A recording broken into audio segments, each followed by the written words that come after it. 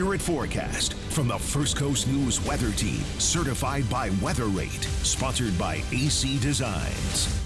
And then, of course, some of the same areas that were hit by Idalia were then hit by Hurricane Debbie. Now, fortunately, Debbie was not quite as strong. And probably the best news going into Labor Day weekend is there's not a named storm out there to watch, folks, and that's very unusual for our part of the world. But as I mentioned, there's three areas that we're watching. Hurricane Center is focusing on one over the northwest Gulf of Mexico. You can see where we are. Here's Jacksonville.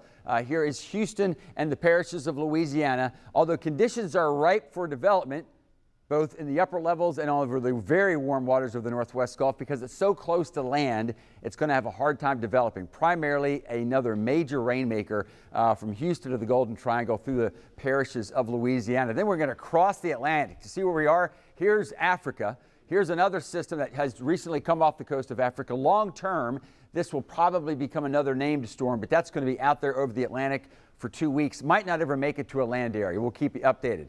The area, and this is it right here, that will probably be our next named storm is going to develop out of this, but should happen only slowly.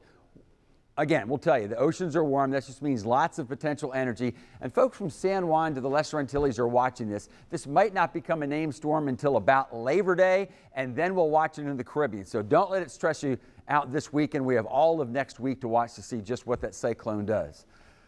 Hopefully you've hydrated if you're going to be out and about this evening. What I've done now is combine the temperature and the dew point that gives us the relative humidity and how it feels. And look at this.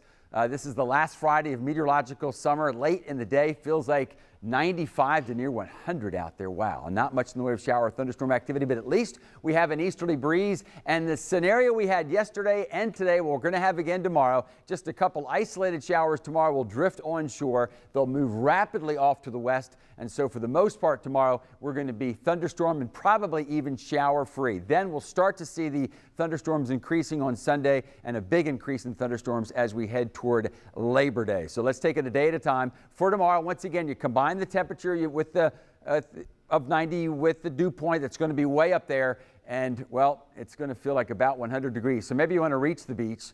Maybe instead you want to hop in the ocean. We'll start where sunrise will be seen first at 7:03 tomorrow morning at the beach. But look at the surf and river temperature back up at 85 to 86 degrees. There's overland feeling like 100. We start to see the showers and thunderstorms increase on Sunday. Looks pretty good for the Riverside Arts Market. By Monday, I'm not saying Labor Day is going to be a washout, but thunderstorms will be on the increase. Then that promised wet front arrives from Tuesday, possibly through the rest of the week.